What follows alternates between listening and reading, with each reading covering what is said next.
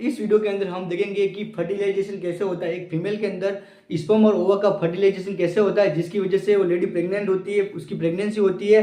तो फर्टिलाइजेशन देखने से पहले हम स्पर्म के बारे में देखते हैं कि स्पर्म के कौन कौन से पार्ट होते हैं, इसके अंदर क्या होता है।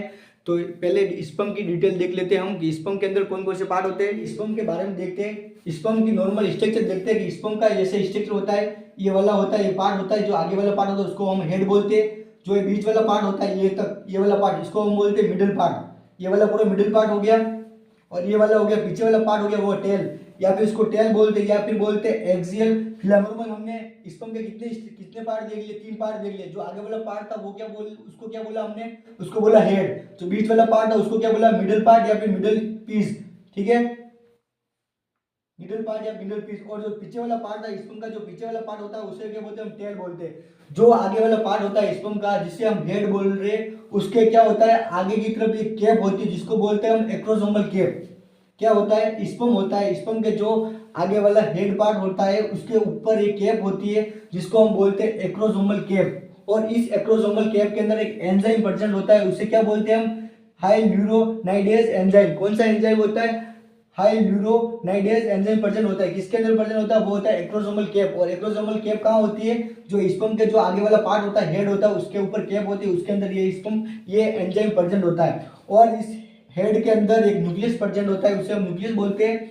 और जो स्पर्म के जो बीच वाला पार्ट होता है, जिसको मिडिल पीस बोला है या फिर मिडिल पार्ट बोल सकते हैं, स्पर्म के बीच वाला पार्ट है तो इसको क्या बोलते हैं, मिडिल पास। और इसके अंदर क्या होता है, इसकी जो मिडिल वाला पार्ट होता है उसके अंदर सेल होते हैं, जिसके अंदर क्या होता है, माइटोकॉन्ड्रिया प्रेजेंट होता है। इसलिए इससे हम क्या बोलते हैं, इस पार्ट को पावर हाउस भी बोल सकते हैं, स्पर्म का पावर हाउस भी बोल सकते हैं। तो कौन कौन से पार्ट हो गए, हेड हो गया, एक मिडिल पार्ट या मिडिल पीस हो गया, जिसके अंदर क्या होते हैं, इसके जो सेल होती है उसके अंदर माइटोकॉन्ड्रिया प्रेजेंट होते हैं। इसकी वजह से हम इस बीच वाले पार्ट को हम क्या बोलते हैं, power house of sperm, sperm का पावर हाउस भी बोल सकते हैं। और जो नीचे वाला पार्ट होता है उसे क्या बोलते हैं हम, टेल या फिर एक्सियल फिलामेंट। तो 3 पार्ट देख लिए स्पर्म के, हेड, मिडिल पार्ट और टेल।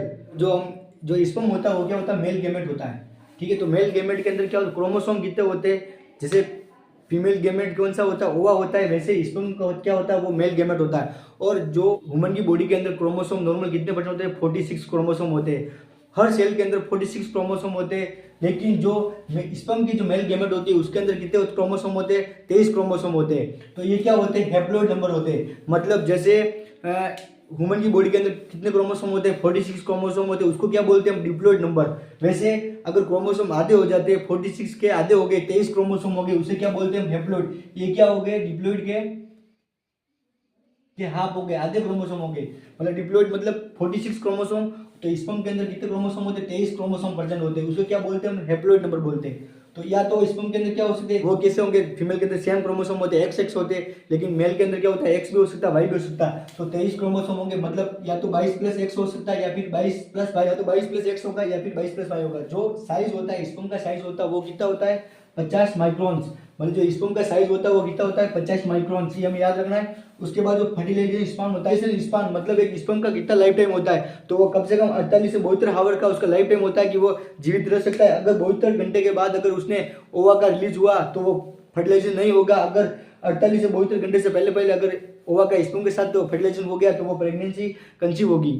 और उसके बाद क्या होता है, स्पर्मेटोजेनेसिस से क्या होता है, स्पर्म का फॉर्म, स्पर्म बनता है। तो sperm is found by, sperm किससे बनता है, स्पर्मेटोजेनेसिस। और स्पर्मेटोजेनेसिस कब होती है, मेल के अंदर जो ओजेनेस, जो फीमेल के अंदर ओजेनेसिस होती है वो कब होती है, वो इंट्रायूटेरिन लाइफ के अंदर स्टार्ट हो जाती है। लेकिन जो स्पर्मेटोजेनेसिस होती है वो प्रोसेस कब होती है, प्यूबर्टी की एज में, जब 13-14 साल की एज हो जाती है लड़के की, तब ये स्टार्ट होती है। और उसका टाइम कितना होता है, 70 से 75 डे का उसका टाइम होता है, तब तक स्पर्मेटोजेनेसिस बंद होती है। तो ये कब होती है, प्यूबर्टी के टाइम में स्टार्ट होती है। और इसके कितना डे का टेक टाइम कितना होता है, 70 से 75 दिन होता है।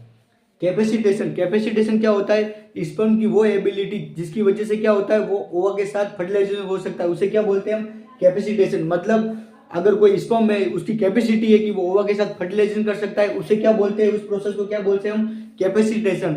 ठीक है, तो कैपेसिटेशन हो गया। और जो स्पर्म होगा वो फॉर्म किसी वजह से होगा, स्पर्मेटोजेनेसिस। और वो कौन सी प्रोसेस होती है जिसकी वजह से रिलीज होता है स्पर्म, वो होता है इजेक्यूलेशन की वजह से क्या होता है कि स्पर्म रिलीज होता है। तो कैपेसिटेशन पढ़ लिया, इजेक्यूलेशन पढ़ लिया, स्पर्मेटोजेनेसिस से स्पर्म बनते हैं और इसका लाइफ टाइम कितना 48 से 72 आवर का होता है, जब तक ये ओवा के फर्टिलाइजेशन कर सकता है। उसके बाद इसकी साइज क्या होती है, 50 माइक्रोन इसकी साइज होती है।